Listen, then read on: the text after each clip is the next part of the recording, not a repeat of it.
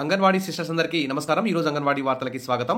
మన ఛానల్లో అంగన్వాడీ టీచర్ల ఆయాల సమస్యల పట్ల అవగాహన కోసం, సమస్యల పరిష్కారం కోసం సపోర్టివ్గా వీడియోస్ అయితే వస్తాయి. తప్పకుండా సబ్స్క్రైబ్ చేసుకోండి, వీడియోస్ అయితే లైక్ చేస్తూ ఉండండి. ఇక వివరణకు వెళ్తే, తెలంగాణలో ప్రీ ప్రైమరీ మరియు పిఎంశ్రీ విద్యను అంగన్వాడీ కేంద్రాల్లోనే నిర్వహించాలని చెప్పేసి సిఐటి అయితే ఇక్కడ కీలక ప్రకటన చేసింది. ఖాళీ అంగన్వాడీ టీచర్ ఆయా పోస్టులను, సూపర్వైజర్, ఇతర అంగన్వాడీ వ్యవస్థలో ప్రతి ఖాళీ పోస్టును కూడా వెంటనే భర్తీ చేయాలంటూ సిఐటి అయితే డిమాండ్ చేసింది. సీఎం రేవంత్ రెడ్డి, స్త్రీ శిశు సంక్షేమ శాఖ మంత్రి డాక్టర్ సీతక్కకు లేఖలైతే సిఐటి అయితే రాసింది. ఇటీవల మనం చూస్తూనే ఉన్నాం, తెలంగాణలో దాదాపు 1000 పాఠశాలల్లో ప్రీ ప్రైమరీ తరగతుల్ని తెలంగాణ ప్రభుత్వం ప్రారంభించింది. ఇక వచ్చే 2-3 ఏళ్లలో అన్ని గవర్నమెంట్ ప్రైమరీ స్కూళ్లలో నర్సరీ, ఎల్కేజీ, యూకేజీ తరగతులు ప్రవేశపెట్టాలని విద్యా కమిషన్ కూడా సూచిస్తోంది. తెలంగాణ ప్రభుత్వం కూడా దిశగా అడుగులు వేస్తుంది. ఈ తరుణంలో మరి అంగన్వాడీ టీచర్లు, అంగన్వాడీ ఆయాలు వీరందరూ ఉన్నది నర్సరీ, ఎల్కేజీ, యూకేజీ బోధించడానికి, న్యూట్రిషన్ అందించడానికి అని అంగన్వాడీ వ్యవస్థ అయితే ఏర్పడింది.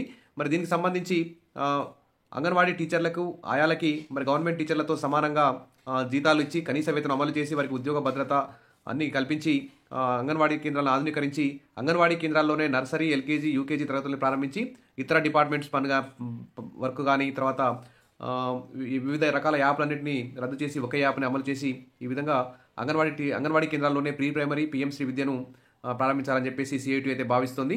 ఇక ప్రీ ప్రైమరీ, పిఎంశ్రీ విద్యను అంగన్వాడీ కేంద్రాల్లోనే నిర్వహించాలని, విద్యా బోధన బాధ్యతను అంగన్వాడీ టీచర్లు, హెల్పర్లకు ఇవ్వాలని Telangana anganwadi teachers helpers union రాష్ట్ర అధ్యక్ష ప్రధాన కార్యదర్శులు కె సునీత, పి జయలక్ష్మి, కోశాధికారి పి మంగ అయితే డిమాండ్ చేశారు. సోమవారం ఈ మేరకు రాష్ట్ర ముఖ్యమంత్రి రేవంత్ రెడ్డికి మరియు ఐసిడిఎస్ మంత్రి సీతక్కకు మెయిల్, వాట్సాప్ ద్వారా లేఖలైతే పంపించారు. విద్యా వాలంటీర్లకు నిర్ణయించిన వేతనాన్ని అంగన్వాడీలకే అదనంగా ఇవ్వాలని చెప్పేసి కోరారు. 6 ఏళ్లలోపు పిల్లలకు ప్రైవేట్ స్కూళ్లు నడపడానికి అనుమతి ఇవ్వకూడదని డిమాండ్ అయితే చేశారు.